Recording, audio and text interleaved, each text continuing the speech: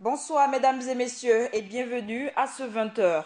Le sommaire, le Conseil des ministres, l'hebdomadaire Conseil des ministres s'est tenu aujourd'hui. Plusieurs points ont été abordés au cours de ces travaux, notamment l'organisation du 8 mars, le point dans ce journal.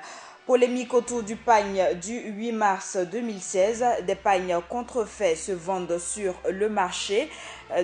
Zoom sur les différentes contrefaçons et leurs conséquences. Série d'audience à l'Assemblée nationale, Salifou Diallo a reçu l'ambassadeur des États-Unis et celui du Royaume de l'Arabie Saoudite. Encore une fois, bienvenue. Face à la contrefaçon des pagnes du 8 mars, le gouvernement appelle les populations à un sursaut patriotique en achetant le pagne Faso d'Anfani. L'appel a été lancé à l'issue du Conseil des ministres ce mercredi. Les dossiers touchant aux finances publiques, à la justice et à la santé ont été également traités durant cette rencontre hebdomadaire. Compte rendu, Philippe Ada. Le Conseil des ministres de ce 3 février 2016 a délibéré sur plusieurs dossiers inscrits à son ordre du jour, notamment la question du Faso d'Anfani, pagne officiel de la célébration de la Journée internationale de la femme au Burkina Faso. Le gouvernement réaffirme donc que le Faso d'Anfani, tissé par nos sœurs, nos mères et nos épouses, est celui qui va être donc utilisé pour le 8 mars 2016. Le gouvernement appelle les Burkinabés à faire preuve de patriotisme.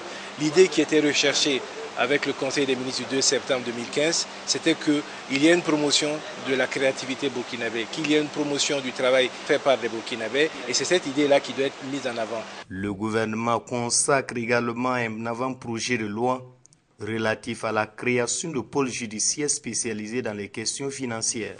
Deux tribunaux de grande instance, celui de Boué et de Ouagadougou, permettront donc de voir ces pôles judiciaires se mettre en place. Un autre dossier délibéré en ce 4e Conseil des ministres sous la présidence de Roch Marc Christian Kabore est celui relatif à la dette publique intérieure. Le gouvernement souhaite y voir clair.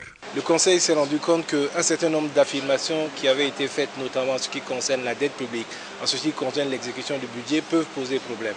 Donc le Conseil instruit le ministre des Finances et le ministre délégué du Budget d'approfondir effectivement pour qu'on sache aujourd'hui au Burkina quelle est exactement la dette publique, la dette intérieure du Burkina. Quelles sont les entreprises qui sont concernées, quels sont les fournisseurs de l'État qui n'ont pas été payés, à quoi cet argent-là a servi, pourquoi il a été utilisé, dans quel but, afin effectivement que les Burkinabés aient un langage de vérité sur ce qui s'est passé durant ces années qui ont précédé la transition, ce qui s'est passé pendant la transition également, et parce que ça va impliquer de façon très forte la mise en œuvre de la politique budgétaire dans les semaines et les mois à venir. Sur la question de la santé, surtout la méningite, le porte-parole du gouvernement rassure que des mesures sont prises pour pallier à toute éventualité. Idem pour le cas des kits de paludisme dont la disponibilisation est effective dès à présent. Quête du gain facile ou simple sabotage de l'organisation du 8 mars 2016. Quoi qu'il en soit, la commercialisation depuis quelques jours de pagnes contrefaits concurrence fortement le marché du pagne tissé, une situation qui pourrait conduire à la mévente des pagnes durement confectionnés par des tisseuses. Des détails avec Viviane Bama. Valoriser les acteurs de la chaîne de production du pagne tissé et promouvoir la culture burkinabé, tels étaient entre autres les objectifs recherchés à travers le choix du Faso d'Anfani comme pagne de la célébration de la Journée internationale de la femme au Burkina Faso. Alors que les différentes associations de tisseux s'activent à satisfaire la demande, on retrouve sur le marché d'autres modèles de pagne dédiés à la célébration du 8 mars. Ceux au grand désarroi des acteurs du secteur artisanal.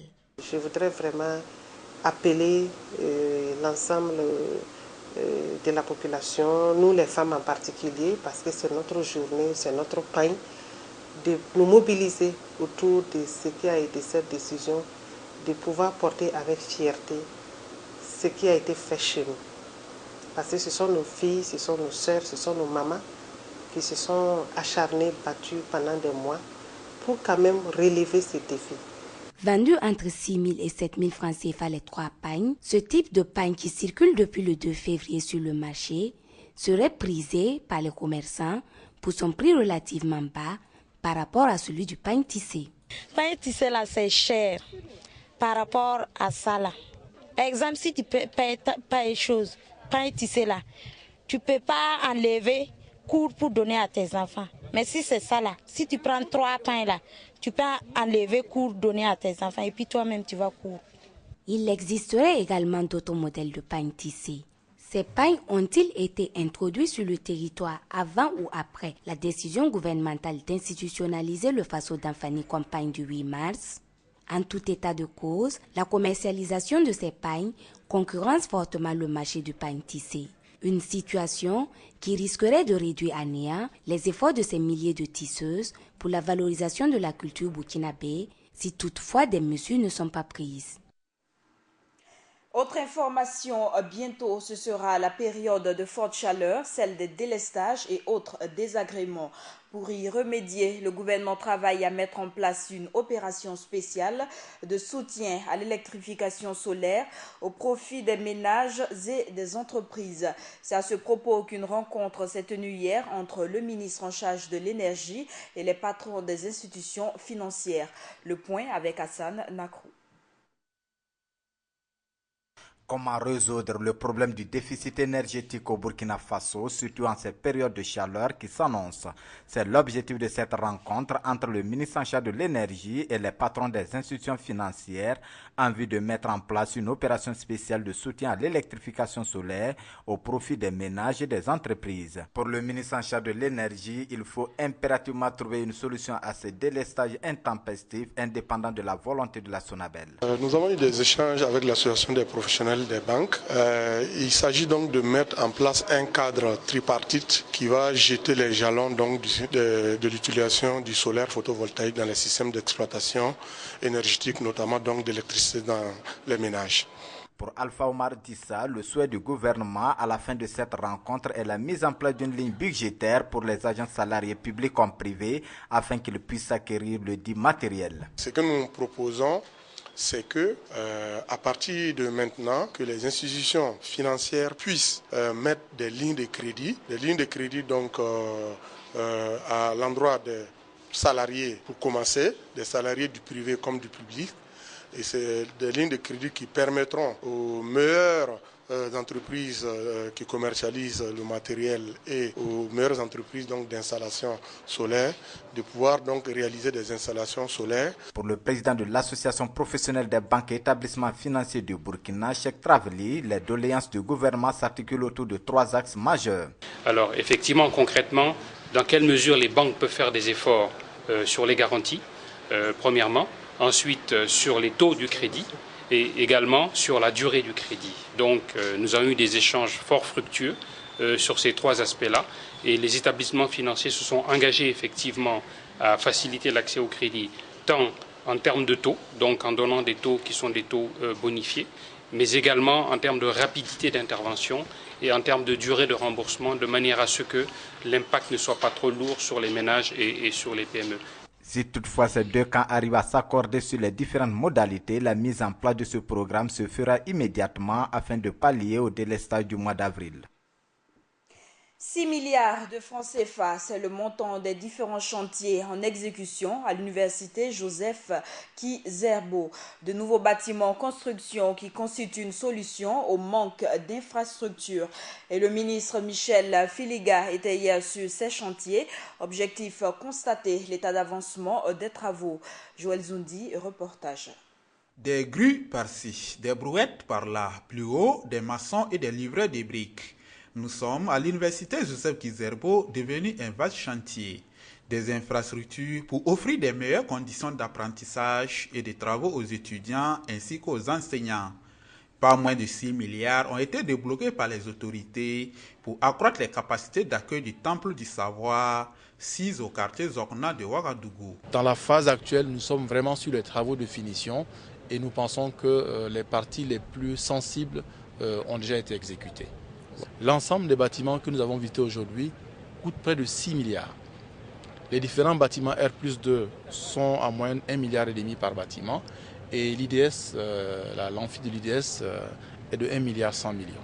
Ici, le ministre des Enseignements supérieurs et de la Recherche scientifique, Filiga Michel Sawadogo, ses collaborateurs et les présidents de l'université Joseph Kizerbo, ainsi que celui de l'Institut des sciences en visite de chantier. Je peux dire que je suis assez satisfait de ce que j'ai vu ce matin et j'encourage les entrepreneurs, les architectes, toutes les parties intervenantes à mettre le paquet pour le respect des délais. Vous savez que l'un des objectifs prioritaires, c'est qu'on puisse vraiment résorber progressivement mais rapidement les retards accumulés. Et cela va nous augmenter les capacités d'accueil pour l'enseignement de qualité. Et vous savez bien qu'une des préoccupations de l'université Ouaga 1 Process avec Kizerbo, c'est le manque d'infrastructures.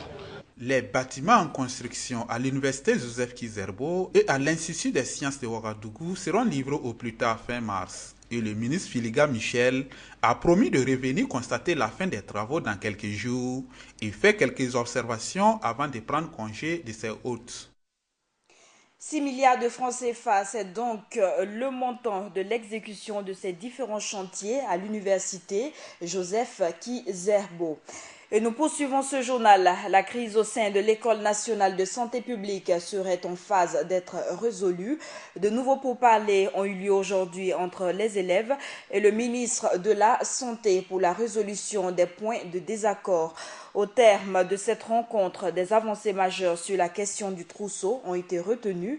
Gaël Rodrigue nous en dit plus. Le bureau de la coordination nationale des élèves de l'École nationale de santé publique (ENSP) était face à la presse ce mercredi 3 février 2016. Objectif, faire le bilan de sa rencontre avec le ministre en charge de la Santé, au cours de laquelle la question des trousseaux n'a pas connu de réponse satisfaisante. En ce qui concerne le problème du trousseau, il dit qu'il va se remettre à la décision, il se conforme à la décision du conseil d'administration qui dit qu'à partir de cette année, le trousseau est supprimé, mais que pour cette année, uniquement que ceux qui sont rentrés en 2013-2014 pouvaient avoir le trousseau. Quelques heures après cette conférence de presse, les élèves ont été conviés de nouveau à leur ministère de tutelle à des pourparlers pour une sortie de crise. Au cours de ces échanges, on note des avancées majeures sur la question du trousseau. Le gouvernement a proposé de prendre en charge le paiement du trousseau qui est de 25 000 francs par élève au profit des élèves envoyés par l'État. Cela représente une enveloppe de 50 millions environ, selon les estimations financières que nous avons effectuées.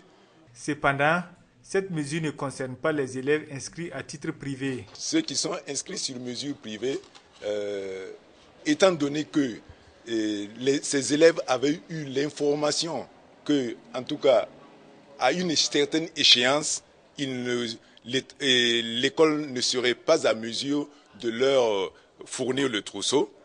En ce moment-là, l'État, évidemment, ne se sentant pas responsable de leur formation, ne pourra pas, en toute responsabilité, leur payer le trousseau. Sur les trois autres points de revendication, là, il y avait déjà un consensus. Et ce consensus était réglé depuis la dernière rencontre avec le ministre. Pour le bureau de la coordination nationale, il faut relayer ces propositions de solutions à la base avant toute prise de décision pour la suspension de leur mode d'ordre de sitting. Les premiers responsables du mouvement des jeunes socialistes ont rendu une visite de courtoisie à la télévision Burkina Info. Ce fut l'occasion pour le président de ce mouvement de remercier le directeur général de la télévision pour les soutiens apportés à leurs activités. Joël Zoundi, reportage. Je suis venu ici dans les locaux de Burkina Info, voilà, pour rencontrer le directeur général.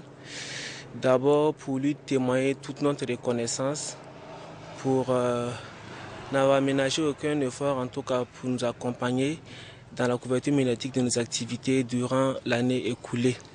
C'était aussi l'occasion pour nous de lui présenter les vœux les meilleurs à lui et à l'ensemble du personnel, voilà, de la télévision. Je pense que le directeur général a eu à nous encourager, voilà, à saluer en tout cas l'initiative qu'on a eu à faire parce que ce n'est pas tout le monde qui est vraiment reconnaissant de leurs gestes. Et aussi, bon, il nous a fait comprendre que ça pouvait être en tout cas le début d'un partenariat, voilà, dans le sens où voilà, on a amené à travailler ensemble.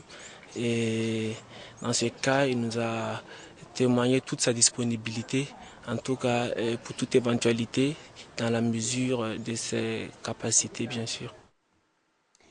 Et la situation des migrants burkinabés préoccupe au plus haut point l'association Le Tocsin. Dans une lettre ouverte adressée au président de la commission de la CEDEAO, elle se pose beaucoup de questions sur le silence et l'impuissance de la CEDEAO face à ces exactions que subissent ces migrants. Encore une fois, le Tocsin a condamné avec fermeté le non-respect des droits humains à l'encontre des Burkinabés par les autorités guinéennes.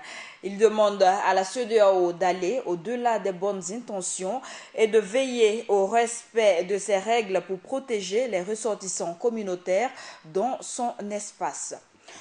Et le président de l'Assemblée nationale, Salifou Diallo, a reçu en audience aujourd'hui 2 ambassadeurs. Les échanges avec le diplomate américain Toulinabo Mushingi et celui du Royaume d'Arabie Saoudite ont porté autour des questions sécuritaires et de développement. Compte rendu, Cheikh Omar Bandaougou. En ce jour 3 février 2016, l'Assemblée nationale ne grouille pas de monde. Les parlementaires sont en vacances, mais le président du Parlement, lui, enchaîne les audiences. 2 audiences donc en une matinée. D'abord celle de l'ambassadeur des États-Unis d'Amérique au Burkina qui durera plus d'1 heure de temps et au cours de laquelle des questions d'accompagnement de l'action parlementaire seront évoquées. Parler bien sûr des programmes, ce que nous faisons et ce que nous voulons faire et comparer avec les priorités de l'Assemblée nationale. Un des programmes, bien sûr, c'est que nous avons déjà promis d'accompagner l'Assemblée nationale. Nous sommes en train d'essayer de finaliser un projet et une fois que c'est finalisé, bien sûr, nous aurons l'occasion de faire une annonce officielle. Même si les États-Unis d'Amérique entendent accompagner les actions de l'État burkinabé, ils insistent sur le fait qu'ils n'imposent pas à notre pays ce qu'ils pensent être des priorités. Je suis toujours pour un partenariat gagnant-gagnant et ce n'est pas à nous d'imposer les priorités, même si nous avons un accompagnement. C'est à eux de nous dire ce qu'ils veulent faire et nous voyons si ça correspond à ce que nous faisons et puis on continue à travailler ensemble. À la suite des États-Unis d'Amérique, c'est un de ses partenaires qui est reçu par le président de l'Assemblée nationale. L'ambassadeur extraordinaire et plénipotentiaire du Royaume d'Arabie Saoudite est lui aussi venu parler de développement. La disponibilité de l'Arabie Saoudite à appuyer les Burkina Faso, tous les projets que les Burkina Faso entreprennent dans les domaines de la santé, de construction des routes et des barrages et de l'enseignement. Donc les 2 pays aussi vont coopérer pour la création des emplois pour la jeunesse. Nous avons présenté aussi au président de l'Assemblée un accord cadre de lutte contre la criminalité au Burkina Faso. Les 2 diplomates ont tous félicité Salifou Diallo pour son élection à la tête de l'Assemblée nationale. Tous ont par ailleurs exprimé leur compassion au peuple burkinabé pour les attaques terroristes qu'il a connues le 15 janvier dernier. Parlons à présent entrepreneuriat des jeunes, une nouvelle entreprise évoluant dans plusieurs domaines dont la communication, l'énergie renouvelable, la production audiovisuelle vient de voir le jour. MyCity Company a été officiellement présentée hier au Burkinabé. 3 ministres ont assisté à la cérémonie d'inauguration de cette nouvelle société. Gaël Rodrigue y était. Il s'appelle Souleymane Konaté. Il est le promoteur de cette entreprise MyCity Company, axée sur la communication, l'énergie renouvelable, la production audiovisuelle, la création, l'innovation et le web.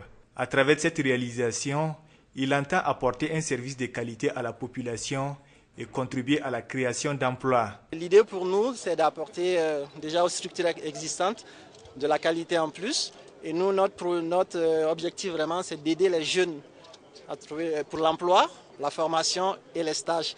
Voilà, en gros, toute notre idée est autour de ça. Et donc, on a appelé cette structure MyCity parce qu'on veut que chaque personne qui vient ici se sente chez elle. Voilà.